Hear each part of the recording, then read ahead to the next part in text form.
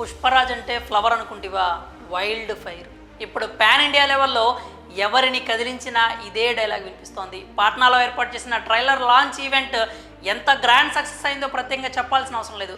గాంధీ మైదానం మొత్తం పుష్పరాజ్ అభిమానులతో నిండిపోయింది. దాదాపు 2 లక్షల మంది వరకు హాజరయ్యారని చెప్తున్నారు. ఇసుకేస్తే రాలనంత మంది జనం. ఇండియన్ సినిమాలో ఒక ట్రైలర్ లాంచ్కి ఈ రేంజ్ రెస్పాన్స్ అంటే చిన్న విషయం కాదు అనే చెప్పాలి.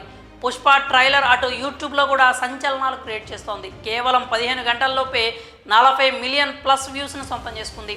ఒక ట్రైలర్కి ఈ స్థాయి రెస్పాన్స్ రావడం సౌత్లో ఇదే తొలిసారి. ట్రైలర్తోనే పుష్పరాజ్ ఆల్ టైమ్ రికార్డు నమోదు చేశాడు. అసలు ట్రైలర్ సంగతి పక్కన పెట్టండి, ఒక్క ఫ్రేమ్తోనే దేశవ్యాప్తంగా పుష్పరాజ్ గురించి మాట్లాడుకునేలా చేశాడు. ఆ ఫ్రేమ్లో ఒక చితి ఉంది, అది పుష్పరాజ్ది అంటూ కామెంట్స్ వస్తున్నాయి. నిజంగానే పుష్పరాజ్ చనిపోతాడా? పుష్ప 2 సినిమా స్పాన్ ఎంత మేర పెంచేశారో ఈ ట్రైలర్ చూశాక క్లారిటీ వచ్చింది.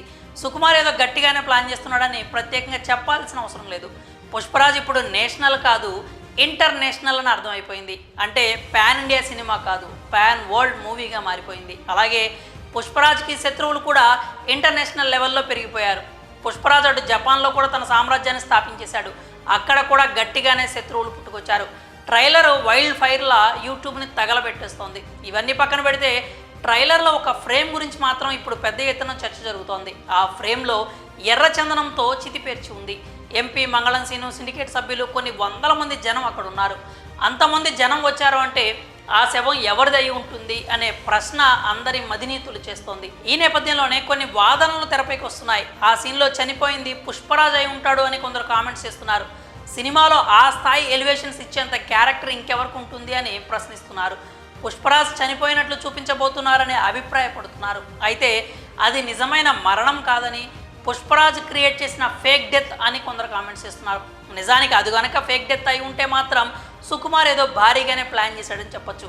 అలాగే ఇంకొంతమంది పుష్పరాజ్ భార్య శ్రీవల్లి మరణిస్తుందని, ఆ సీన్ ఆమెకి సంబంధించిందని చెప్తున్నారు. గతంలో కూడా పుష్ప 2 సినిమాలో శ్రీవల్లి చనిపోతుందనే వార్తలు వచ్చాయి.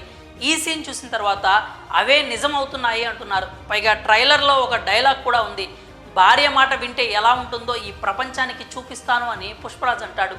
తను చనిపోయిందని చెప్పడానికి ఆ డైలాగ్ బలం చేకూరుస్తోందని కామెంట్ చేస్తున్నారు. ఇవి 2 థియరీలు కాకుండా మరొకటి కూడా వినిపిస్తోంది. పుష్పరాజ్ తల్లి చనిపోయి ఉంటుంది అంటున్నారు.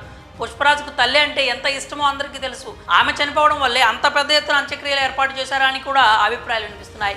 ఇందులో ఏది నిజం ఇప్పుడు చెప్పే పరిస్థితి లేదు. కాకపోతే శ్రీవల్లి, పుష్పరాజ్ తల్లి పాత్రలు రెండింటిలో ఎవరు చనిపోయినట్లు చూపించినా పెద్ద ఇబ్బంది ఉండదు. కానీ పుష్పరాజ్ మాత్రం చనిపోయాడంటే ఫ్యాన్స్ ఊరుకునే పరిస్థితి లేదు. అది కేవలం ఫేక్ డెత్ అయి ఉంటుందని చెప్తున్నారు. పైగా పుష్ప పార్ట్ 3 కూడా ఉంటుందని ఇప్పటికే అనౌన్స్ చేశారు. కాబట్టి పుష్పరాజ్ పాత్రను చంపేసే సాహసం సుక్కు చేయడు అనే చెప్పాలి. మరి పుష్పరాజ్ ట్రైలర్ మీకు ఎలా అనిపించింది? మీ అభిప్రాయాన్ని కామెంట్స్ రూపంలో తెలియజేయండి.